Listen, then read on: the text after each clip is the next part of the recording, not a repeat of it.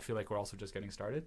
Like there's so many people out there that I think want to have an international experience, and so many companies out there, probably more companies out there that need the great talent that's not available locally. So I hope to just continue doing this for as long as possible.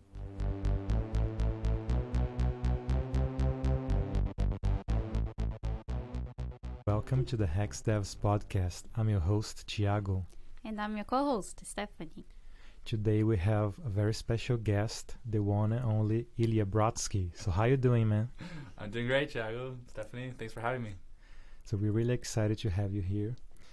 We already told you this, but if we're here in Vancouver right now, it's probably your fault because you helped us so much along the way in our journey. So thanks again for that. Oh, my pleasure. Yeah. So do you want to tell our listeners a little bit about yourself? Yeah, definitely. I'll do my, tell me about yourself as we train in VanHack. So I'm Ilya. I'm the co-founder and CEO of VanHack. I actually have been working or living as an immigrant ever since I can remember. I moved from Soviet Union when I was 2.5 to Israel, and then from Israel to Vancouver when I was 5. And so immigration is a very big part of my life. Afterwards, I actually immigrated to the U.S. where I studied university. Then I immigrated to Brazil, where I worked at a big mining company called Valley, and then I worked in startups. From there, I started working in the edtech space and met a lot of developers who wanted to work in tech and get hired abroad, but they didn't speak good English, which led me to creating VanHack. I can go into more details about that. I'm from Vancouver, and I love what I do. So thanks for having me again. Yeah. How do you feel when you think that you have helped more than, I don't know, how many people relocated? The number right now is something around 750. And hopefully 2 more today. Yay! yeah, we're waiting on a couple offers to come through, but yeah, I think 1 DevOps and 1, I should know. Yeah, I forget exactly what he works with. Anyway, yeah. So how do I feel? I don't know. Sometimes it's kind of crazy because the way I think about it, it's like it's not just those people. It's like their lives and the future families that they have. Because, for me, like it's really cool because I know what it's like as a kid. Like I moved here when I was 5, and so I know the impact it has on like the children or the future children of the people. So that's really, really cool and my favorite part of what we do. I don't know. I don't really think about it all the time, but when I do kind of stop and look back, because most of the time I'm in the work and like stress the fact that we need to get more hires all the time. It's really cool. It's really gratifying, and even little things like there's a VanHackers from Calgary, guy from Pakistan, and a lady from Brazil who gave me a sweater and a thank you card, like just it was super random, like little gift, like a hoodie. So thank you, Ilyas and Talal, if you listen to this. And I wore it like on the weekend, and it just was really cool to like have a tangible thing to think about that and then the memories. I don't know. It's kind of crazy, but I feel like we're also just getting started. Like there's so many people out there that I think want to have an international experience, and so many companies out there, probably more companies out there that need the great talent that's not available locally.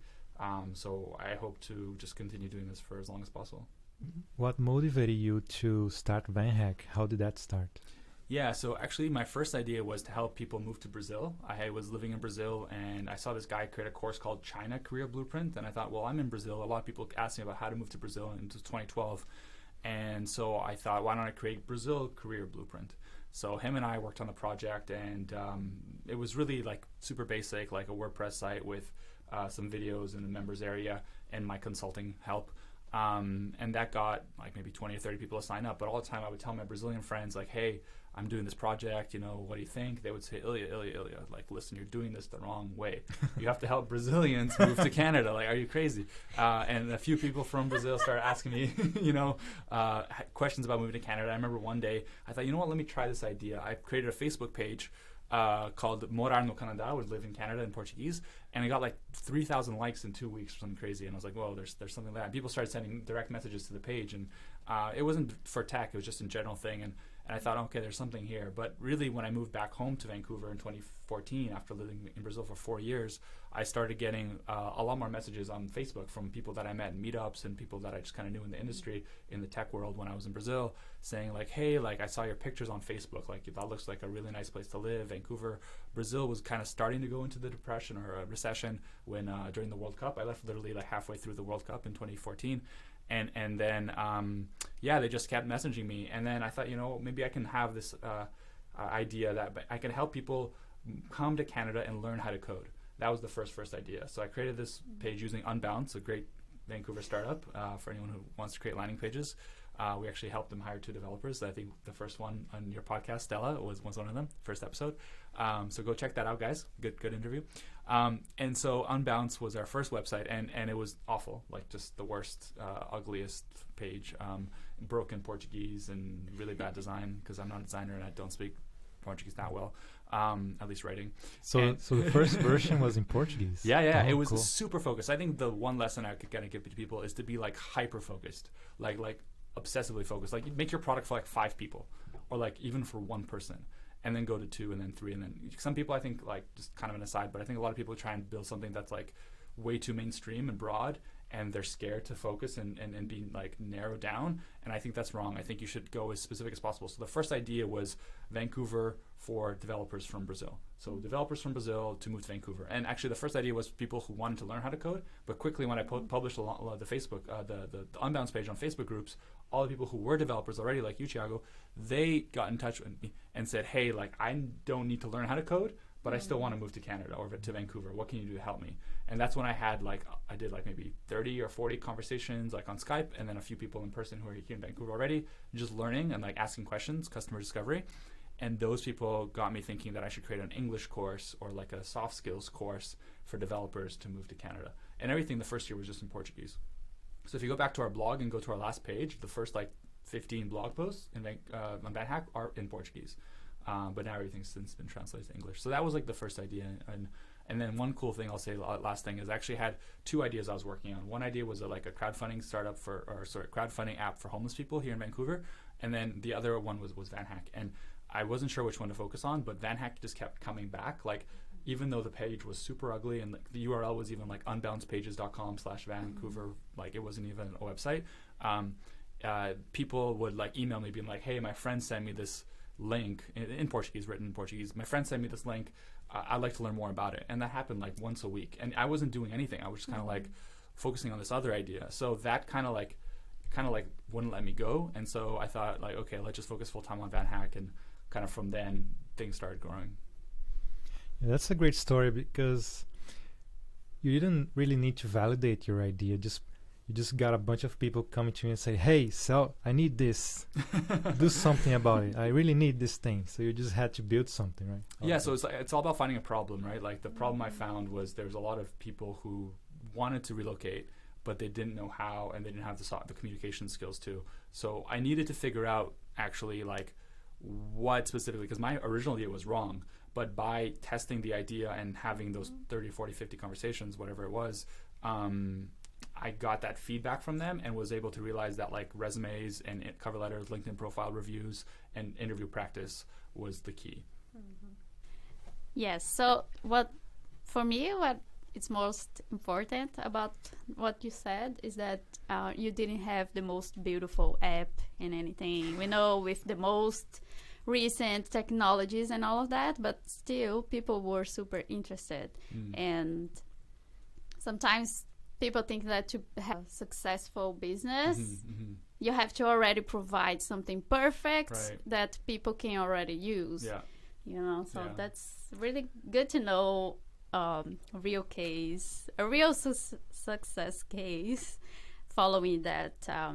It's actually something I learned in Brazil. When I was living in Rio, I worked for this accelerator called 21212, and it was all about connecting American investors to Brazilian startups. 21 from Rio, the area code 212 for New York.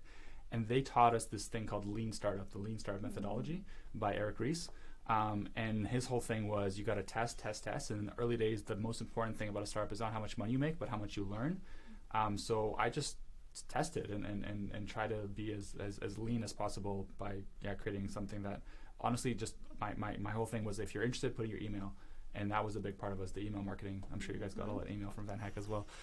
But anyway, and then another quick thing that I would like to talk about on this point is the Reid Hoffman, genius founder of LinkedIn. His quote that I'm sure people have heard of is, if you're not embarrassed by your first product, you waited too long to launch. So I almost took that like to the extreme, trying to be as embarrassed as possible, but still kind of kept the information. Anyway, yeah, it's really about the learning in the beginning. So you started out coaching people, like providing materials and like interview questions and stuff like that. So did you start selling that? Oh yeah, I sold it before I even had it. Like I would tell people like even like the resume correction, like I couldn't really, I mean, it was just like send me a resume and I'll correct it. I remember actually one real cool case of this guy named Alex who was living in Vancouver at the time, working remotely for Brazil. In Brazil, like he would wake up really early to be on the Brazil time zone, and then he would work till afternoon, and then spend the rest of the day looking for a job. I charged him $100 to meet with me for like 2 months every Thursday night after my work and talk for like an hour. So if you think about like how much that is per hour, it's not very much. But it was more for me just to learn from him and understand exactly what he was looking for, and then I started selling, and it was like something where honestly, the beginning, the first membership site was just like 15 links. And then the most value was just my time and my effort, and like having calls with people, a lot of calls, and the group interview practices. But yeah, there was a lot of mistakes in the early days and trying to learn about like the best way to perform this. But I remember one thing we were really meticulous with is like we have to have interview practice. We can't miss that, and that's like very important for us. And we have to reply to every single message we get, even though like we messed up on the technology side a lot. But yeah, that was important, and then getting the testimonials and making the connections started kind of happening after that. Yeah. So did you bootstrap your business, or did you have some extra money? Like, was it like a side business thing? Yeah, for the first whole year, it was a side project. I actually got fired from my job for it. I'm pretty sure my wife knows this. Yeah. It was funny actually. I got fired and I quit on the same day. I was working in the analytics department at Best Buy here in Vancouver. They have that Canadian headquarters, and I went into the office. Backtrack. I worked on a side project just on my phone and like the days and the night and the weekends, and it was way more exciting than my job of selling appliances online. No offense to people who are doing that, but it was like a side project, and even if it was like 10 minutes a day or 15 minutes a day, I tried to do at least one thing per day on the project to move it forward, and it was bootstrapped, for that part of the time. And then I remember quitting my job / getting fired, and then getting a new job at this company called Spring, which is a really great accelerator program here in Vancouver, and helping people who are working on impact startups. And my boss at that company, Keith, he knew that I was working on VanHack, and so he kind of like, yeah, come work for me and do sales. But I know you're also at VanHack. He was like almost a mentor. He was a mentor, very big one. And then we got an investor to help us out. It's actually a Brazilian guy. He calls himself the first VanHacker because he moved here in 1988. His name's Frederico. He invested a little bit of money early on in, I think, 2015 before we even incorporated. And he was really helpful. It's kind of like a mentor throughout the last couple of years. And then after that, I quit my job on December 31st, New Year's Eve, 2015. So since January 2016, I've been working on this full time, almost 4 years, I guess. Yeah. And then we did the Startup Chile. So another thing we can go into more detail is that we did 3 accelerator programs, actually more than 3 accelerator programs, but 3 that give us money. One in Chile, which is Startup Chile, equity-free accelerator program. We lived in Santiago for like 6 months, and we got $35,000 without giving away equity. Then we did Techstars, which is a startup accelerator like from around the world. They have programs like over 20 cities, started from the US and Colorado, but now they have like Australia, Norway, everywhere. We did it in Berlin. And then we did a program in Luxembourg called Fit for Start.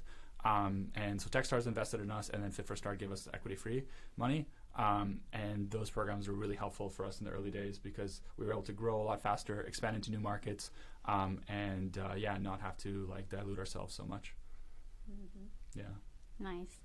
So you started helping Brazilians moving to Canada, but now you help people from all of the world, right? Yeah, so it's funny, like in the first year everything was in Portuguese, and so people who spoke Spanish started getting in touch with us. So people from Argentina, Venezuela, Colombia, we were like, oh, this looks interesting, I kind of want to relocate as well. And so then we thought, hey, maybe we should change everything to English, because like if you want to move abroad, you should be able to speak English as the most common language. And then we started getting a lot of requests for Europe. So we started seeing like, oh, maybe like VanHack started saying, hey, I just got hired in Portugal or Germany. And then we went to this conference in Lisbon that happens every year called Web Summit, the biggest tech conference in Europe in November every year. And we got a company to work with us, Farfetch, a very big e-commerce company from Portugal that's like worth over $1 billion. And they hired a ton of people from Brazil in their office in Porto. And so they hired a bunch of people from us and were like, oh, hey, we can actually help people move to the other side of the ocean, like other side of the Atlantic Ocean in Europe. And that's when we thought maybe we should go to Techstars in Germany. So that really helped us expand on that side. And now we're thinking like Australia, maybe New Zealand, US somehow. And then very important also like expanding geographically of our talent pool. So we have people from over 120 countries, I believe, over 20 or 22 countries of which like have gotten job offers. So we had people from Belgium and Malawi got hired in the last few months, like super random places. And yeah, we're really looking to expand and diversify our talent pool. It's a big part of the value proposition for VanHack to companies is you can hire developers from around the world, so more diverse talent, and kind of have that different perspective when you bring a developer in, not just have everyone from the same culture. So yeah, that's a really big part of what we do. Mm-hmm. Was Farfetch your first client, your corporate client? Maybe? No. So that actually was a company called Eastside Games. They're from Vancouver. So it was funny. I never thought about recruiting. Like it's this whole recruiting world. I am I guess I'm not that new anymore, but I always like to make introductions for people. I just didn't know I can get paid for it. So when I started working in recruiting, I was like, wow, this is actually really cool, because we started building up like this talent pool without knowing it. We started building up like a student community, right? A bunch of people who wanted to learn our courses, took our free programming. And we realized we actually had a double-sided marketplace, like supply, demand, Uber, Airbnb kind of thing. Mm-hmm. And I was at a conference, a job fair. We used to do these things where we broadcast career fairs online. We'd do like a webinar and have like 200 developers on the line watching virtually a job fair. And we would go to every booth and be like, hey, like tell us about why we should work at X company. And then as I was walking out of the career fair one night, this guy named Josh, who's the CEO of Eastside Games, came to me and was like, yo, so how much does it cost to hire a developer from you? And I had no idea what I was doing, so I gave him a price, and he's like, okay, we'll come to the office and we'll talk. And we started talking, and yeah, it was crazy. And then they ended up hiring someone, and then I remember a company called Thinkific, which is like one of the top startups here in Vancouver. We did a webinar with them, and then I got an email from Greg, the CEO, being like, yeah, we just hired Savio, who's like been here for like 4 years now. He's leading one of the teams there at Thinkific. And we made more money from that hire than we did in like all the sales from premium, which we were working way harder to sell for premium, because every time I had to sell to premium, I would do a call with the person, convince them, and like sometimes like, oh, I don't want to pay, and it's different. And then we just had a webinar, and then all of a sudden like he got hired. Of course, now we do a lot more work than just doing a webinar and hoping someone gets hired. I just was super naive. But yeah, the business side of like the B2B side of VanHack really allowed me to realize that like this could be a much bigger opportunity than I originally thought. And I think the way we did it looking back was good, because it allowed us to create a really engaged talent pool of people that was kind of like a differentiator from the local recruiting companies. So businesses really took advantage of, or like to talk to us. So for example, in your case with predictable revenue, Thiago, they can hire a really great senior Ruby developer that they just can't find here locally. Mm-hmm. So how many people do you have working at VanHack right now? Mayara, I'm sorry, I don't remember exactly the number. She's our HR person. I think it's 36, but wow. I don't know. 36, 37. We had someone start, I think, on Monday. I don't know if you started yet, Rowan. 30, 35-ish. Mm-hmm. So, yeah. We'll probably get to 40 by the end of the year, and then we'll see. Mm-hmm. I don't know. I don't want to grow too fast, because you want to make sure everyone's aligned and working well. But, yeah, we have a remote team, so I haven't met everyone yet, which is kind of crazy. Hopefully in the future. But yeah, I'm pretty proud of that's my main focus now, is making sure the team works well together. Mm-hmm. When did you realize that VanHack would become a big thing? When did you realize that, oh, this is a real business? Yeah. I'll have to hire a bunch of people. Good question. I never thought about that. I don't know. I think we early on, I think like one of the moments that kind of was like, oh, this could be something, was early on we had this conference called the Brazil Canada Connect, and we created a lot of content about like companies in Canada and how people can relocate to Canada. As you can see with the name, is very specific, Brazil to Canada, very narrow focus early on. And we did this thing where we closed the VanHack premium sales. So we had a sale during that week for the conference, and then we said, okay, we're going to stop selling VanHack premium at Friday at midnight. So if you want to join now, or else we're going to hold it closed for a month or two, and we don't know when we're going to come back. And we made a few, probably $10,000 in that week, and that was more money that I was making for my job, right, per month. And I was like, damn, this could be something, this could be a full-time job. That actually in the beginning, that was the goal, is just be able to work full-time. And then when we made our first big, quote unquote big placement fee from one of the companies, that was really cool too. I don't know. I don't know. Maybe, I think from early days, I kind of knew this would be something big. Because it was one of those things where I had done a bunch of startups before and they all failed, and it always felt like I was pushing up the hill, and here I felt like I was being pulled. And it was there was more things to do than time to do it, and I worked crazy hours, and I always felt like there was a next step. And even when things were bad, because we had a lot of bad moments, which I can talk about as well, there was I kind of felt like we'll get through this, it'll be okay. So there wasn't one specific moment. There were kind of few light bulb moments, okay, this could be something. But yeah, I feel like it was just kind of from the beginning. Yeah, because I think I'd done so much before leading up to it that it felt like, okay, the things have kind of lined up now, and let's make the best of it. I follow Justin Jackson. He has a podcast and a newsletter about people that want to bootstrap their own business. His latest newsletter, he was talking about people that want to have a business and trying to find problems, right? So it's like selling ice cream at the beach in the summer, right? People will come naturally to you. Yeah. But if it's winter and you're trying desperately to sell ice cream, in the winter it's going to be harder, right? Yeah, I think a lot of people, especially when they're starting out, have a lot of ideas and think oh man, wouldn't it be cool if this, and they fall in love with their idea and they don't want to change anything, and it's I have to do it this way, and like you said earlier on, had to be perfect. That's a recipe for disaster. I think the Mike Tyson quote, you don't know, you have a plan until you get punched in the face. You have to be punched in the face by the market a lot to then kind of realize that, create things people want, which is a YC Paul Graham quote, but it's super true. You have to find a problem. Again, painkiller versus vitamin kind of thing. So if someone's super hungry and you're going to give them food, much better. Exactly like your ice cream metaphor. Yeah, it's really true.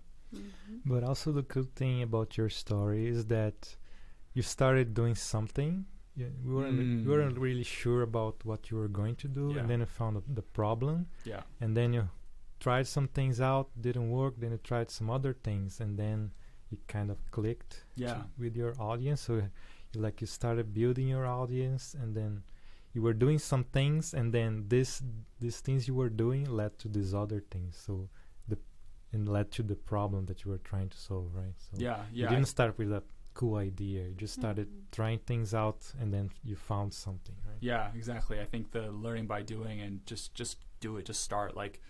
You have an idea and you really like it, you really want to do it. Don't wait until you have the most beautiful website and your whole team's perfect. That's never going to happen. You just need to do one little thing, and that might be as simple as registering the domain name, or I don't know, talking to 5 people about your idea, whatever. As long as you start taking action, I think I heard a quote from The Art of War, is opportunities multiply as they're seized. And I totally agree with that. As you start, seizing one opportunity, which leads to another, and then things start to multiply. I think a lot of people are scared to take that first step because they don't want to fail. I failed a ton, and that's kind of what brought me here. So during all this time, what do you think was the most challenging moment, and what were the obstacles that it was most difficult to overcome? Yeah, so as a recruiting company, it's kind of ironic that our hardest challenge was people in our team. So most people don't know this, but in the beginning of VanHack, there was actually 4 founders, me and 3 other people. I don't recommend you do this, especially since 2 of them I don't think I've met in real life, or had met maybe once. No, 2 of them I had not met in real life, and then 1 of them I met for like 10 minutes in person. And in the beginning of VanHack, I was like, this is going to be a side project. It's not going to be very much. Like our early days, I didn't think much of it because I had failed so much before in other companies that I just didn't have much hopes for anything. I was in a pretty bad place. Anyway. And so I was like, let's start the business and let's everyone be equal, right? Like everyone has 25% of the company, and communism, right? And that led to a lot of headaches. We had to fire the first person like in the first 3 weeks.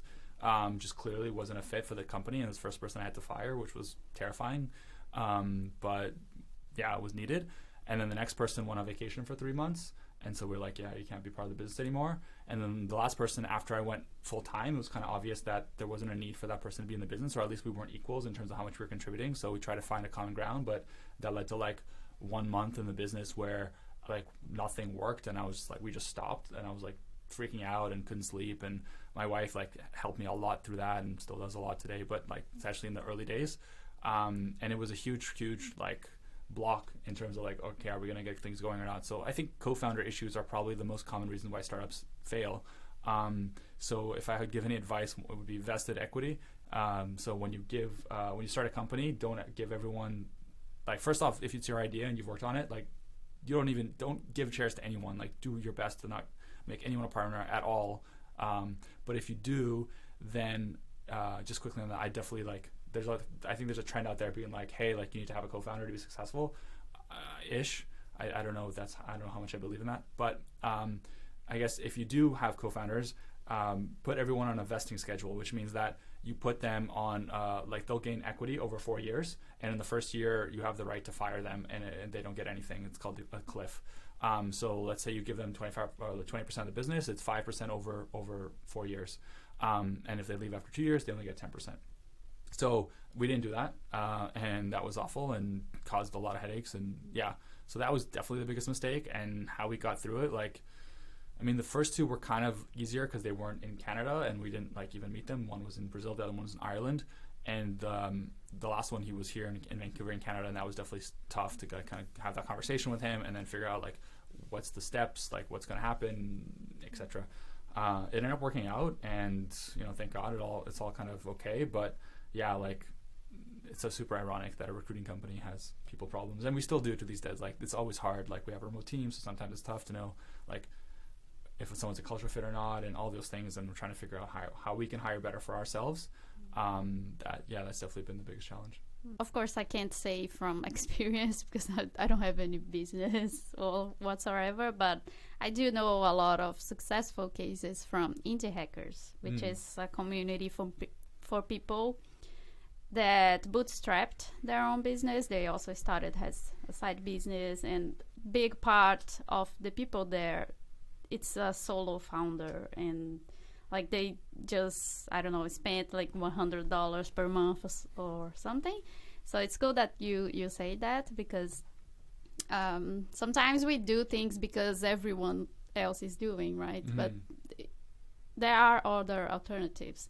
So if, I don't know, maybe indie hackers would be a good example about starting your own business, like without having any investors or following all of those advices that people give to everyone.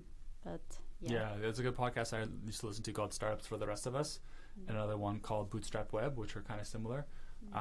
So yeah, those are really good. And I think that by kind of being the main person / only person, you just can move so much faster. Like you don't need anyone's approval to send an email or change anything, and that I think is really, really nice. of course, some people work really well together, and it's good, especially if you know people. But like, don't do what I did and dive into a business with people you don't know, which recipe for disaster. I'm glad everything turned out well. But is there something else that you would have done differently? Good question. Yeah, I probably focusing on the company side earlier. That's a really good question. Yeah, like I would have just, I know this is kind of maybe not the best answer, but like I would have opened up to international faster. I would have focused on the recruiting side of the business earlier.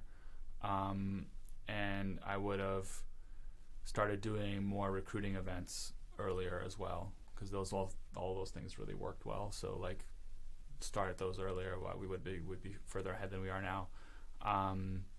Another thing kind of related to HR as well is like don't be so open and trusting with so many different people. I think it's kind of related to the first experience I talked about like having 3 people I don't know on the team. Even after that, I still like kept having people on the team that I would like trust and share too much information about, and they would like do things that are not good. I won't go into much detail about that, but like just they would just abuse my trust, and so like be less trusting. I guess spend more money on ads. Like just if we had spent more money on ads in 2017 and 2018, we would have like way more users than we have now, so probably more hires. So how did you grow the revenue for VanHack? Because you said you started out working with these clients, these companies, and then now you have like 40 people on your team. So how did you grow your revenue? How did you find more clients? Yeah, going to a lot of meetups, going to a lot of events, meetups, conferences, just like networking like crazy, hustling. And then a lot of the early days was just me making intros. Like I would literally just, it'd be cool to go back and see the email that helped you get hired, Tiago. But like, I'm pretty sure I just sent call in your resume, like an email intro. So in the beginning, everything was super manual, which I think was good because it helped us understand exactly how things should be. And then like the technology platform caught up to that, and I'm pretty proud of what we have now. But it was really just like sending emails, sitting down, like doing the matching by myself between the jobs and the people we have on the platform. A lot of late hours, like I would work till 11 8 p.m. midnight almost every day. Like just literally like blood, sweat, and tears. And then now we've translated to like I was kind of involved with everything, and now I'm really working hard to pull myself out of all the operational things, or as many as possible, and have like the team do the work, and me being like the orchestrator and conducting that, and just like supporting them as much as possible / making sure they're doing the right things. Fine line. But most of the time it's just like, how can I be helpful? How can I help you be better? And if I can like empower the team, and then therefore they can go and do great things. That's my main focus. But in the early days, it was just really like there's no I guess like shortcut or replacement for hard work. During the process, I guess you ended up learning a lot about immigration, right? Like the documentation and everything. We want to create the world's immigration as a service platform. Yes. No, for sure. So it's funny. It all started actually with my wife. So she's from Brazil, and we had to do her tourist visa, or her visitor visa, and then we had to figure out how to do her like marriage, like common law sponsor, or not common law, but like a marriage sponsor. And then I just started learning about this whole world of visas and how that works and what to do and what a LMIA is and what a work permit is and temporary foreign workers and all that stuff, express entry. And I kind of became an immigration nerd, just self-taught like online, and there's a lot of good content out there.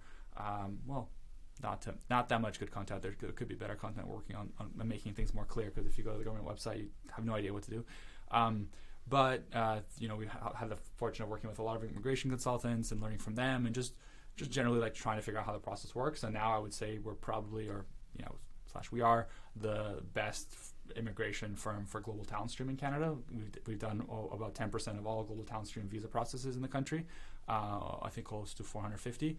And yeah, like we have it down to a science. We're actually building a product where companies can log in and do all the global talent stream process on the on VanHack, and then that creates the form that they need to submit to the government, and then the same thing for VanHackers, the candidates. And then the cool thing we want to do is have like a tracking system where you can like see the VanHacker arriving, almost kind of like Uber, but a lot slower. Of like, you know, like the person has applied for the work permit, the person has bought their flight tickets or whatever, they're arriving on this date, etc. And then that way, both, you know, you as the company, you as the VanHacker, I guess now you're the company because you're hiring from us with the VanHacker starting today at your company, Thiago. But having both sides be on the same page, because we find like there's a lot of miscommunication and like, when is this person starting and all that stuff. So we're building that right now, and I'm super excited about that. I think that'd be great. And yeah, like I think like immigration is this kind of way too complicated and way too expensive. I kind of have a thing against immigration consultants. Most of them I think are not very good and very too expensive. And so I feel like if we can just like have an API between the VanHack database and the Government of Canada database that just sends the data that needs from both sides of the company and the candidate about the application, like that'd be amazing. So we're working on building that.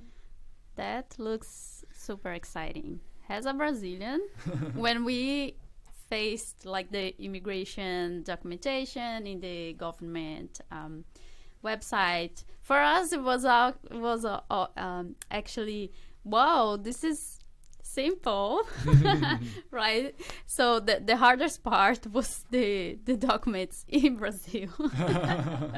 So yeah, this seems really exciting. Yeah, the visa process for Canada for a candidate after the job is actually really easy. The hard part for us now is more the company side, because the companies don't really know how it works most of the time, and they get intimidated by it, and that's a problem for us because they might like not want to hire from abroad because of that. So we're trying to make that as smooth as possible. And then sometimes things like we want to share that, like how the process works as clearly as possible with the candidate as well, so they can even have like all the documents ready before they even get hired, and then boom, they can apply. Yeah, that's super cool, because you're streamlining the visa process, because you've been doing that for, I don't know, 4 years, like helping people doing that. And then now you're kind of building software that helps you do that. Yeah. But you're not a software engineer, are you? No, I wish I was. I try to learn. I took this course called 1 Month Rails, and I had this Brazilian friend named Clayton from Sao Paulo. Thank you, Clayton, for trying to teach me Rails. I just remember Rails S. I think that's how you put the server online, right? You should know better than me. Anyway, yeah, right. Anyway, I definitely tried to learn. I did like the Code Academy stuff.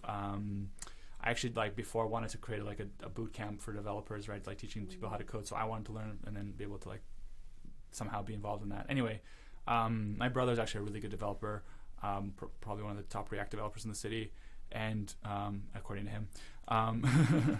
But no, I always we get super frustrated. I'm not a details person. I'm a sales, marketing, as you guys probably can understand from listening to this podcast. I go on long rants, and I really respect like the other side, like the people who can create the product, because like it's almost like magic to me, and I can kind of talk because since my experience in 21.212 in Rio since 2012, I've been working with developers. Like when I was in Brazil, I actually started working with like two devs, and I would be the guy being like, well, what if we can do this? And they would start talking about like databases and like, oh yeah, we can do it this way. And I kind of started understanding the jargon, like what is PHP, what is like a server, what's a backend, front end, like all that stuff. I start to learn, and I can kind of talk about it, and I kind of know like what's the hot technology, like full stack JavaScript and all that stuff, and like what Docker is, what a container is, etc. Like I know the language, but like if you show me code, I'd be like, I don't know, looks like a for loop.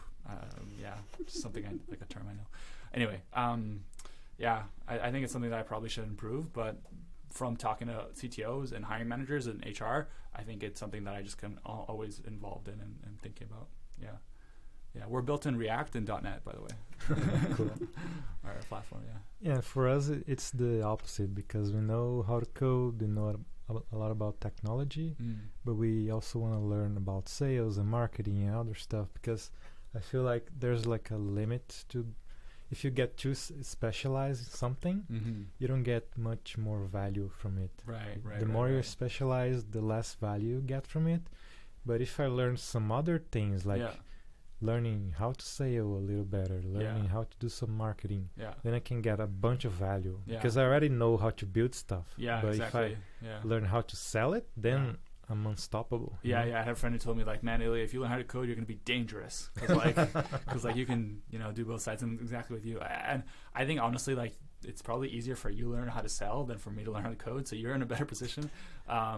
But it just takes practice like anything. And I was at a meetup here in Vancouver, and we had actually a Brazilian guy from Brex, the founder of Brex, this startup from Silicon Valley. And he talked about how he like learned sales because he was a developer before. So and he's done pretty well. So I think, these days, like being a developer and being like a technical founder is so valuable. Because like you were talking about with indie hacks, right? You can keep your costs super low. I think the guys from Justin TV, the company that I think they created Twitch and then sold to Amazon for $1 billion, they talked about how like in the early days they didn't spend any money because they're all developers, so they just did everything themselves and built a great product, and that's how they survived early on. So I'm envious. I mean, I can build landing pages and kind of like simple products, but not the same thing.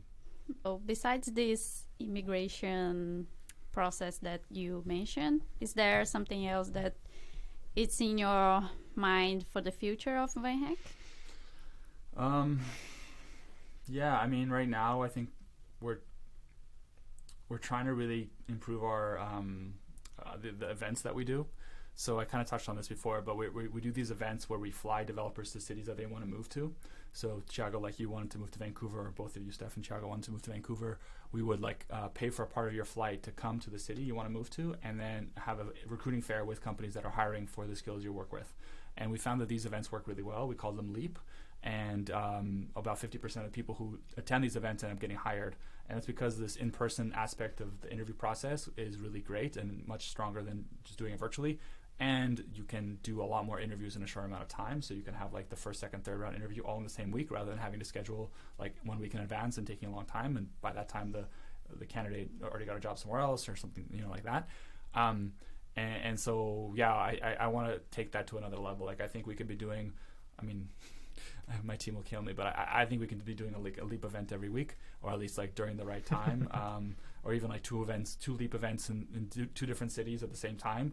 And there's a lot of work behind the scenes to make that happen, but I think it's super exciting because it's a really good way for us to get companies to be like, you know what, I'll come, walk or take a car or whatever, drive 15 minutes to a conference center or like a place where there's interviews, like there's 15 developers hanging out there. I need to hire some of these developers. Maybe I'll go meet them, rather than like, oh, there's this developer on the other side of the world in Africa that, works with Node.js. You're hiring for Node.js. You want to hire them. They're all the way there in Africa, time zone, blah, blah, blah. Like, oh no, I can meet them in person and see them. And it's an easier way for them to kind of get introduced to the idea of international hiring.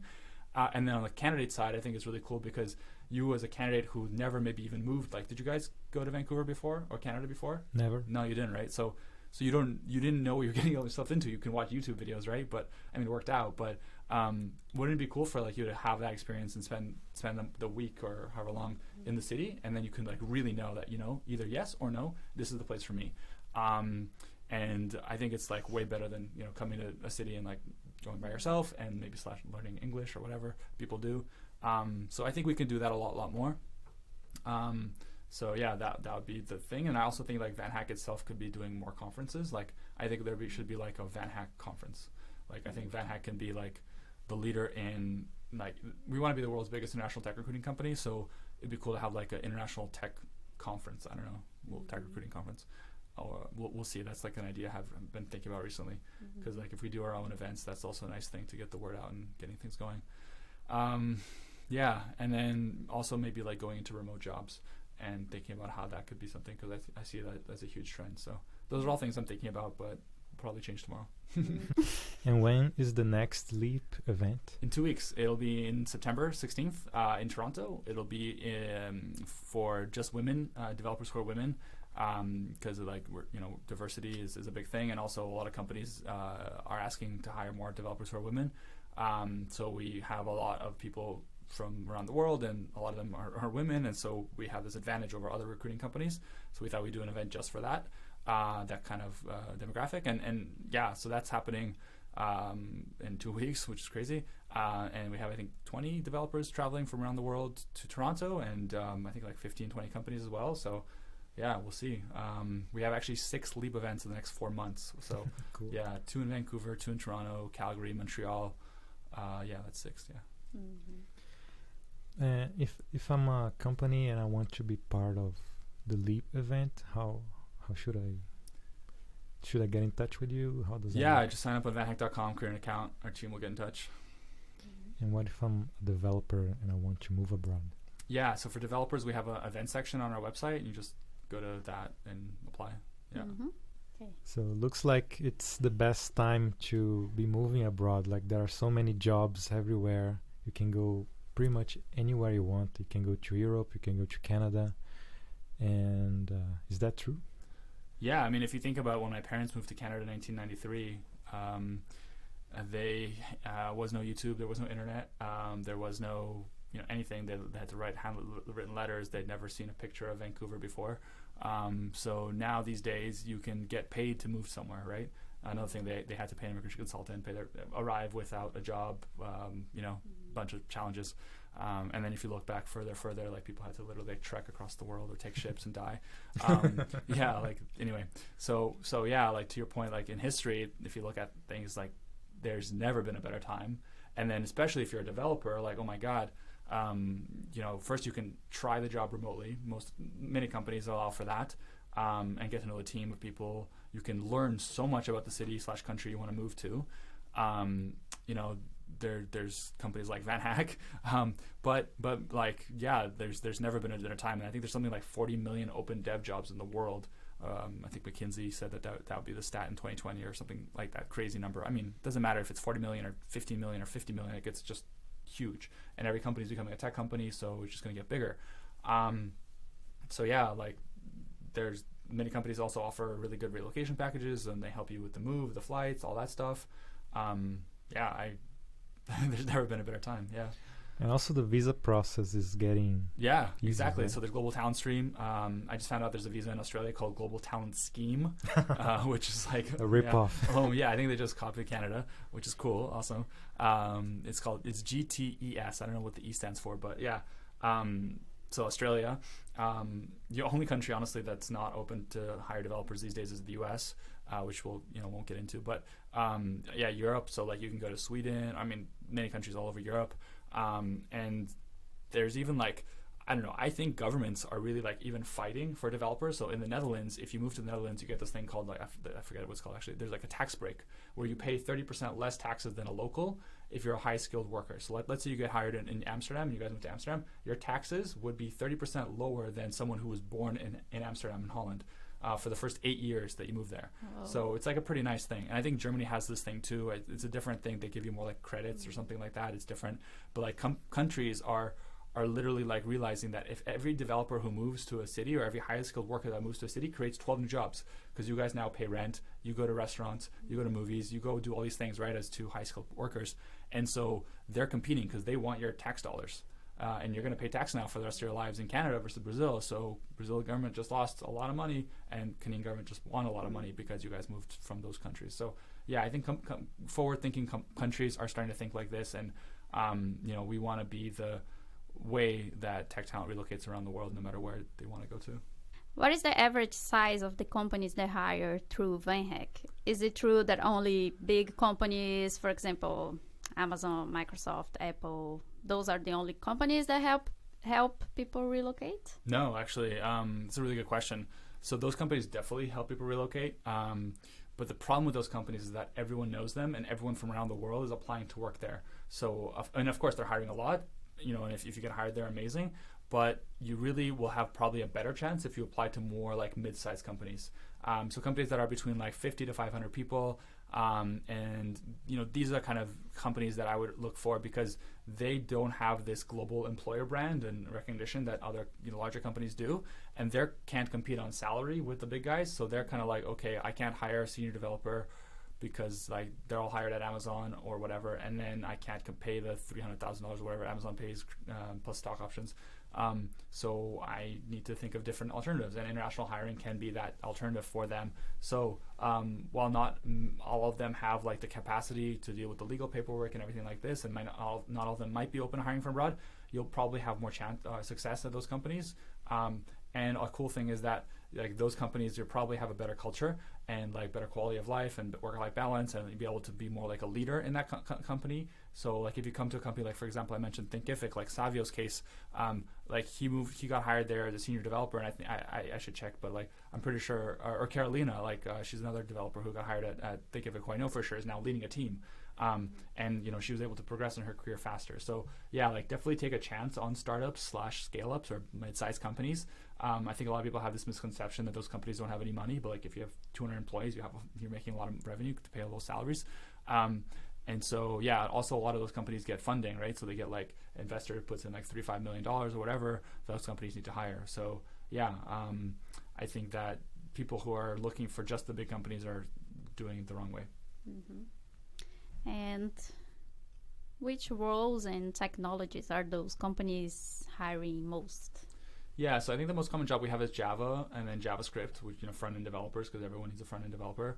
But like Ruby on Rails, Python, data engineering, .NET, QA, design. What else? I'm missing some PHP, like all the typical back-end, front-end programming languages.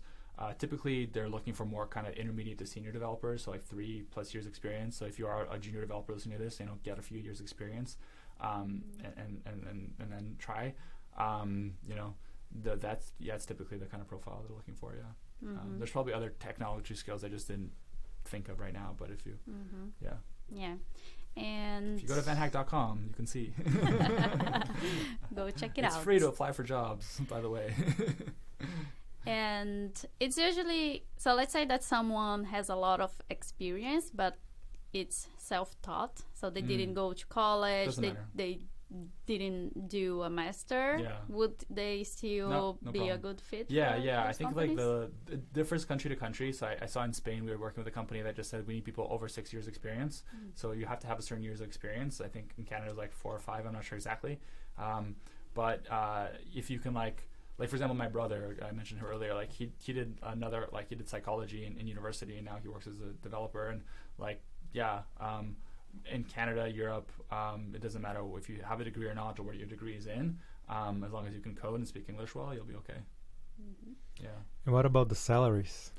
Yeah, salaries in typically between like 80 to 100 in Canada, and then Europe is like 50 to 60 euros, 1,000 euros per year. Yeah. And just one quick thing here. Typically, people who come from abroad get a little bit lower than market rate, but not much. You actually can't. There's like a limit to how low you can pay people from abroad by the government. And the whole goal, at least what we say in VanHack, is like it's not about hiring someone for cheap. It's about hiring someone who's great. They might pay them like 5-10% lower than market rate, but like in 1 or 2 years, you'll get a promotion and prove yourself. Because the company's taking a little bit of a risk to hire you because they don't know you very well, or like you're not from the same culture. But we have seen, like we had a developer get a job for 150,000 Canadian dollars, which is a great salary for Canada, from Ukraine. And we've had a few that are like 140, 120, 125. So yeah, like people can get really good salaries. But just like know that you're probably going to get a little bit lower than market, but it's like opportunity to get your foot in the door. And then, once you're here, if you're really unhappy with their salary after 1 year, then I'm sure you can easily find another job. But I'm sure also your employer would probably just give you a raise. Awesome. Yeah. So were there any case where, I don't know, something unexpected happened, and I don't know, someone, they thought at first that it was a good fit for the company, and then they got here in Canada, or I don't know, in Europe, and then they changed their mind. Yeah, that happens about 5% of the time, 3 to 5% of the time. I should have the exact numbers, but pretty low. Typically, it happens actually remotely when people start doing a remote trial, and thankfully they haven't moved yet, and they're working remotely, and things don't work out. But we have had a few cases where people have actually moved. And it doesn't work out. The cool thing with Canada, I don't know the visa laws in other countries too well, but as well as you do as here. But I know in Canada they can stay in the country for as long as their work permit is valid. So if you get let go after 1 year, you have another year because you get a 2-year work permit when you come in Global Townstream. So you can like at least stay in the country, and like you can't work legally, but you can work remotely, or you can like stay in the country and look for another job. But of course, VanHack will like step in and help you get hired. So we had 2 people this year that got let go. One because one got let go. The other one, the company went out of business. So they had to find something else. And both of them, we helped them get a job. Actually, at Leap, they both came to Leap because they were in Canada already. So it's pretty easy for them to travel to Toronto in this case. And yeah, it was cool. Like they both got jobs and they're really happy. And yeah, things worked out. It doesn't always happen that way. I think we had a few people maybe go back. At least one guy that I can remember. But you know, it's a risk that people take, I guess, if you're coming from abroad and you know that this is a possibility. And worst case scenario, I always say, like, if anytime, I remember one case, there's a guy from Curitiba in Brazil, really, really good developer, Ricardo. He got a job offer in Dublin, and he's like, man, I don't know if I should take it. I'm like, man, take the job, move to Dublin. After 6 months, if you hate it, go back to Curitiba. What have you lost, right? Now he's got a sweet job in Denmark, like loving life in Copenhagen. So yeah, like you already have you can always go back home, right? Like your mom will be there with food and shelter. Yeah, that's true. Yeah. Did that ever happen? Like someone moved abroad and said, "Oh no, I miss home," and they went back? Yeah, we did. We had a lady from got hired in Edmonton. I won't say her name, of course, but she recently left, resigned from her job and went back. And I don't know. I wasn't so close involved in that case. I'm not involved in every hire anymore. But I think from her, she just didn't like living in that city and she missed home. Edmonton's a particularly cold place. So maybe it was this or whatever other reason. I'm not sure. But unfortunately, it did happen once that I know of. But almost always the question after someone gets a job is like, how do I get my permanent residency? How do I become a citizen? Like, how do I, settle in here and have a really successful life moving forward? So yeah, it's really cool to see. I don't think we have our first VanHack citizen yet of like the country they moved to, but I know we definitely have a lot of people who are permanent residents like you guys, and probably in Europe like got their blue card, which is similar to PR. Yeah. Challenge accepted. Yeah, maybe you guys are the first VanHack citizens. Yeah, I'll do it. Yeah, everyone is invited to the celebration. yeah, it'll be fun. We'll eat maple syrup or drink, have pancakes. And the Caesar drink. Caesar, bacon. And a poutine. Yeah, that'd be great. So let's say that I am someone that wants to move abroad. I have a lots of experience. And I think that I might be a great fit for a company that is hiring through VanHack, but I don't have a really, really good English. As you can see, my English is not like that great, but I think that people can understand me, and I didn't let this prevent me to try doing this podcast, right? Yeah. And that is actually one of the reasons that, for me personally, was the reason that I wanted to do this podcast, is to show people that you don't have to, have a perfect English for you to do things here abroad.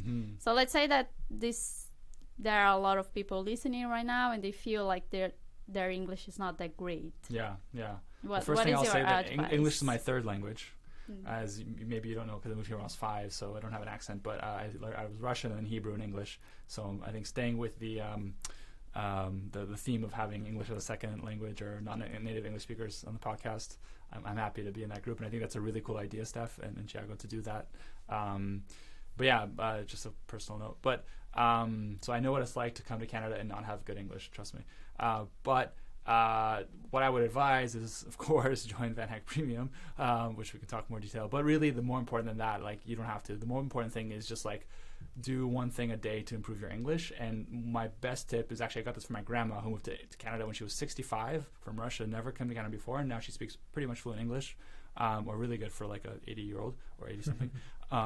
Is to read out loud. It's a funny thing, but if you read out loud, you're training 3 things at once. You're training your reading, you're listening, and you're speaking at the same time. Cool. So yeah, it's like a grandma hack. Yeah. And I remember she taught me this when I was trying to learn Portuguese, actually.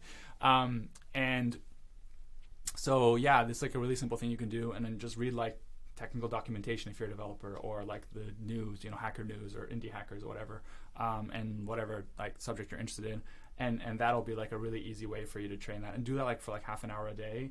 Another thing like is there's tons of like really great online English courses. Like you don't have to join VanHack, but there's like I think italki is a good one. Yeah, I've been doing some private classes yeah, there, and yeah. it has helped me a lot. Yeah, yeah. So It's a really good investment. Yeah, I think it's pretty low cost, right? Like Yeah, yeah. it's like $10 per hour. wow, that's super cheap. Yeah, it's like 2 coffees. Right? That's true. In Vancouver. Yeah. Yeah, in Vancouver, right? Maybe not in Brazil. It's like 30 coffees in Brazil. Yeah. Yeah. Anyway, so yeah, I think that, I mean, just quickly on premium, because, you know, I have to say, the cool thing with what we do, I think, is that it's like all focused for developers and very focused on helping you get the job.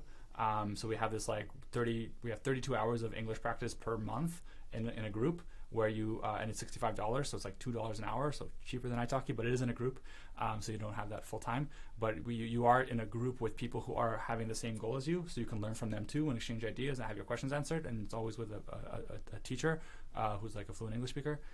Yeah, so that's like a cool thing, and then you also have like review of all your profile. But if you don't need that, then don't join. A lot of people think that you need to be premium member to get hired on VanHack. Actually, the vast majority of people who get hired on VanHack are not premium members, but really the ones who need that like extra sharpening and shining up are the ones who I think get the benefit of premium. And also it's free trial. So it's 30-day money back guarantee. So it's like you can try for free for 30 days. You don't like get your money back. Our goal, we don't really make money with premium. We make money with companies hiring people.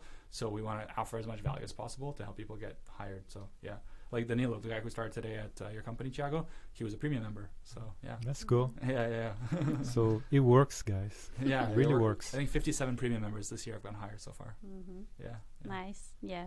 It has someone that is a non-native English speaker. I would say that even if you don't want to, have the perfect English, it's good to try to improve your English because you are living here, right? You will want to interact with people. You will want to do some talks at the meetups. Oh, for sure. Right. Yeah. So it's I think it's a really great investment. Yeah, our third value at VanHack is your English is always getting better. I think this is important for us. It's more like you are always getting better as well, because like you have to think that in a positive way.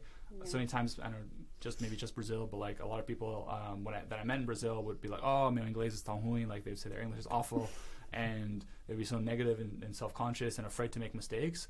And so I try and flip that around and be like, no, your English isn't bad, it's always getting better. So if you have this constant improvement mindset of like, yeah, my English is always getting better, because if I'm practicing, then it is getting better every day, then you kind of are more free to make mistakes and kind of just and you need it, like you need to speak English. So I have many friends who are like great developers. They know a bunch of stuff. They taught me a lot, but they lack the confidence. So they really want to move abroad, but they lack the confidence, maybe because they think, oh, it's not gonna work for me. Oh, Thiago, you know English, but like you did a master degree. But they know more than me in some areas. They know more than I do. And so what kind of advice would you give to someone like some of my friends? Like they're really good developers, but they lack that confidence. So Italo, he's a listener. This is for you. So escuta Italo. Yeah. No, I think Italo needs to understand that if he doesn't seem like he actually wants it. If he really wanted it, then he would do it. But I think he's like maybe likes the idea more than actually. Maybe. I don't know him, no offense. So that might be something. But if he actually does want it to do, make this change in his life, then, as I said earlier, like you already have the no, so why not? Is Italo married? Yes. Yeah, so before he was married, was he, like, when he met his wife, like I'm sure there was a moment in that he like had to go and say hi to her, right? Yeah. So like, kind of think of it this way: you already have the no, you should go out and say hi and see if you can get the yes. And that metaphor is basically just go out and try and improve your English a little bit, try and do some interviews, try and format your resume, things that are honestly really not that hard. And like the investment you have to make versus the benefit, like my God, think about this: you're going to change the life of your entire family forever, and your kids are going to be able to grow up in an amazing place to live like Canada. And if you want, you could always move back to Brazil. I'm sure Bolsonaro would love your tax dollars. So, right? So go for it, right? Like you have nothing to lose. But I think that sometimes, let's say that the person wants to move, but the spouse is not from a high skilled area, for example, let's say, Yep. and then they have a pretty established career in Brazil. Yeah. So let's say, for example, that I'm a doctor Yeah, or my wife's a something, dentist. I you know exactly what know, you mean. Yeah. a nurse Yep. or something. Yep. Then you would have to go. It would be harder for you to Definitely. restart your career here. So sometimes I think that it's more than, I don't want to leave. It's more, I have fought a lot to get here in my career to, No, go back to zero. I personally felt this and lived through this. My wife is a dentist, and we have this conversation a lot. When we first moved here, she tried to validate her diploma, but we got into Startup Chile, so we had to go to Chile as she was going through the process, and then we just never went through it. I think you have to make a decision and have to weigh the pros and cons. Like, how much do you not like living where you are versus how much like you like your career. Like, I get it. If the spouse is happy in their career and they're doing well, I mean, again, they can always go back to that. Their job will be there if they're a good professional. But it might be like a person or like an ego hit, right? Like, oh man, like I'm not going to be a doctor anymore. Like, doctors are super well respected, and maybe I'll be like working or not even working, and like, I have to start from nothing. I don't know. Like, it's a personal decision, and everyone has their own path. But you could always come back and be a doctor in Brazil or wherever country you're from. But maybe like you can't always have this opportunity to relocate. So yeah, I think that's tough, but you have to make a decision, and maybe you'll find something that you like even more in the new country and do that. But yeah, I think like the adaptation of the spouses is something that we actually started thinking a lot more of VanHack, and are trying to figure out how to help. But it's tough. Like, it's a huge life change, and it can be very stressful, and people can be homesick, missing the food, missing the culture, especially in the winter, missing the sun, the weather. So there's definitely a lot of hard parts of relocation, but you just have to kind of think of the long term. And like, I don't know. I sometimes think about like we can work remote. Like, sometimes we can like live in Brazil for like the summer, and Canada in the summer, and like have that experience. But yeah, I don't know. I think it's just you either have to like say, you know what, we're not going to do this, or let's just give it a shot. Mm-hmm. Worst case scenario, we come back home after 1 year, and yeah. Nice. So Stephanie is a good example because she didn't finish college, computer science, and now she has a full-time job here as a developer. Yeah. It took a while to get the job, but yeah. Because there are companies looking just for seniors, mostly. Yeah. It's really hard if you get here as a junior. And I literally got here with 3 months of experience, but it was a risk that I happily took. Yeah, actually, one thing on that is that if you get hired, if things work out, you won't be moving to the country you're going to without a job. So like let's say the wife is a developer and she gets hired, and then you'll both be moving together, and the wife will have a great paying job that can support both people in the family. So then, like you said, it is a risk you're willing to take because you have the comfort or confidence that Thiago will be able to pay the rent until you get the job as well, and now you have even more income. So yeah, it's not like one of those things where like, oh my God, we're coming to this new city and we just moved to Berlin, and how are we going to pay the bills next month? Like, no, there's a job there, and it's usually very well paying. Mm-hmm. Yeah, you can easily support your whole family with just one income. Yeah. And then after a while, the other person will get a job and be happy too, and your life will be so much better in this new place than in your. Usually that happens. So you have a better life, and you're happier, and you work more, and you're happier in the new place. So. Yeah, definitely. And then like, I don't know. I think if you're married to someone who's a developer, like, you should be really grateful you married a developer. You could have married another doctor and you'd both be screwed, right? Like, quote unquote, right? I'm not saying that people who are, you know what I mean? You wouldn't have an opportunity or a chance even, because it's really hard to immigrate as a doctor. So yeah, like, I think if you're a spouse of a technical professional, like, yeah, be grateful you married the nerd. Would you say that most people that were hired through VanHack, they came alone or they came with their families? Most people come with families. So our like customer, like prototypical customer, stereotypical customer is about 30, 35 years old, married, either with kids or thinking about having kids. So yeah, about I think 60% are married. But we have a lot of people who are single too, but typically it's married. Yeah, married couples. And then it's cool, like we had a guy move to Montreal recently, or like sometime last year, and his wife's pregnant now, so like they're gonna have kids in Canada. It's cool. Yeah, we've had a lot of VanHack babies be born. Well, they're not VanHack babies, but like babies that were different citizens because of the people that moved to new cities. Their futures were shaped by VanHack. Yeah, in a way, a small way. Yeah, we're just the path. You have to walk down it, right? So, we just try and make the road more smooth. Tell us a little bit more about the premium VanHack.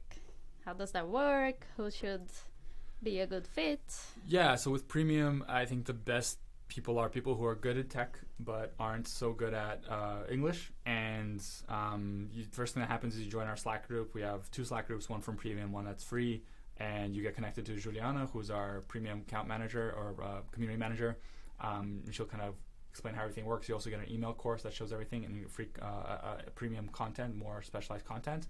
And then you'll join the interview practice. That happens every Monday, Tuesday, Wednesday, Thursday from 8 to 10 p.m. Brazil time. And I think we have some during other time zones in Europe and Asia. But and then you also have a review of your profile. So you have a scheduled consultation with our team, and you'll have like a review. You can do one of those every month. That's how it works. Nice. I just want to share my experience, because some people think, you're just gonna apply to VanHack and get a job. But like for me, I started thinking about moving abroad before VanHack. Of course, yeah. And I spent a bunch of time sending a resume. So I probably sent like maybe 200 resumes during that time. And then I went to Portugal. Like, it didn't work out for me. So it took a while to get to the point where I could say, okay, so I have the perfect resume, I have the perfect skills, so I'm ready to move abroad. I just need the little push, a little luck maybe. And then it's funny because I applied to a bunch of jobs in VanHack to Europe. Didn't work. And then I think the first job that I applied for a Canadian company, I got the job. So it was, I don't know, maybe it's destiny or something, but so it was pretty cool. We have had this feedback that Canadian companies are a little bit more open to hire from abroad than European companies. So maybe there's something there as well. But yeah, definitely, like, I think your point of it takes a long time. We always say it's a marathon, not a sprint. Most people who get hired on VanHack have been with us for like 6 months or more.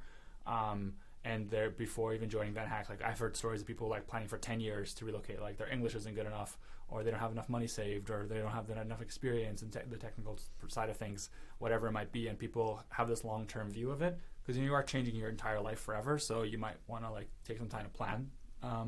And so yeah, people sometimes join VanHack and are like, oh man, I've been here for 2 months, I didn't even get an interview. It's like, well, it's not magic. Yeah. But we have some people who joined, and the first interview they get hired in like 3 weeks, which is crazy. But yeah, it doesn't happen all the time. Yeah, it definitely takes some time to understand the market as well. Like the hiring process is different. Yeah. What people are looking is different, right? So yeah, the more you practice, the better it will get. Right? Yeah. So. Yeah, it's like anything, like riding a bike or learning any new skill. Like getting a job is kind of like a job in itself, and you have to understand, like, especially like international jobs, the cultural fit aspect of things is super important. So it's not like, are you just like a developer? But we had a guy rejected from a company today because they didn't see him working well with the team, whatever that means. So there's so many subjective things, and you have to really understand like how to talk about your skills, your weaknesses, and like yourself, and knowing yourself a lot more and expressing yourself better than just being like, like this is how you solve this algorithm.